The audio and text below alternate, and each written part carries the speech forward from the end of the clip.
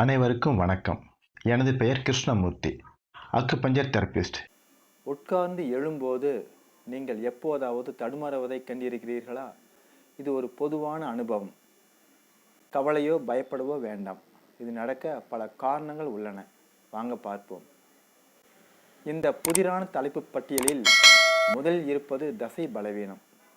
நீங்கள் உட்கார்ந்தே வாழ்ந்திருந்தால் உங்கள் கால் தசைகள் பலவீனமாக இருந்தால் இதன் சமநிலை மற்றும் நிலைத்தன்மையில் பாதிப்பை ஏற்படுத்தும். உட்கார்ந்து விட்டு எழும்போது உங்கள் கால் தசைகளில் இந்த வலிமையில்லா தன்மை அந்த திகைப்பூட்டும் தடுமாற்றத்திற்கு வழிவகுக்கும். நீங்கள் நிற்க முயற்சி செய்யும் போது மோசமான சுழற்சி ஏற்படுகிறது. இது நீண்ட நேரம் உட்காருவதால் ஏற்படலாம். எனவே கால்களுக்கு போதுமான இரத்த ஓட்டம் செல்லாததும் ஆக்சிஜன் விநியோகத்தின் குறைவினாலும் இந்த தசை பலவீனம் மற்றும் தடுமாற்றம் ஏற்படலாம். மற்றொரு சாத்தியமான காரணம் நீரிழப்பு. நீங்கள் எழுந்து நிற்க முயற்சி செய்கிறீர்கள். உங்கள் உடலில் சரியான அளவு தண்ணீர் இல்லாத போது அது தசைப்பிடிப்பு மற்றும் பலவீனத்திற்கு வழிவகுக்கும். இது உட்கார்ந்த நிலையில் இருந்து எழுந்து நிற்கும் போது கொஞ்சம் போராட்டமாக இருக்கிறது. அதனால் தடுமாற்றம் ஏற்படுகிறது. எழுந்து நகரும் போது முழங்கால்கள், கணுக்கால் மற்றும் இடுப்பு ஆகியவற்றில் மூட்டு விறைப்பிற்கு பங்களிக்கிறது. இந்த பிரச்சனைக்கு உங்கள் மூட்டுகள் கடினமாக இருந்தால் சமநிலையையும் நிலைத்தன்மையையும் பராமரிப்பது கொஞ்சம் கடினமாகி விடுகிறது.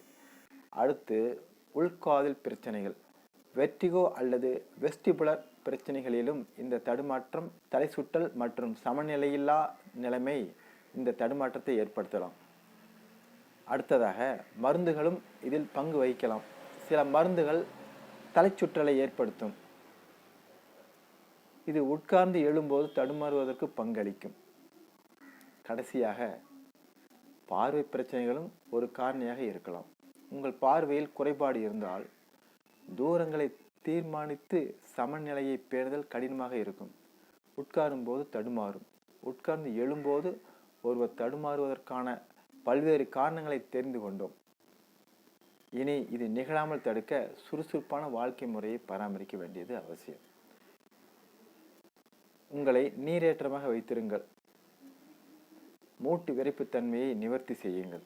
உள்காது பிரச்சனைகளுக்கு சிகிச்சை எடுத்துக்கொள்ளுங்கள் மற்றும் மருந்தின் பக்க விளைவுகள் அல்லது பிற அடிப்படை சிக்கல்களை நீங்கள் சந்தேகித்தால் ஒரு சுகாதார நிபுணரிடம் ஆலோசனை செய்யுங்கள். சுருக்கமாக சொன்னால், உட்கார்ந்திருக்கும் போது தடுமாறுவது பல்வேறு காரணிகளால் ஏற்படலாம்.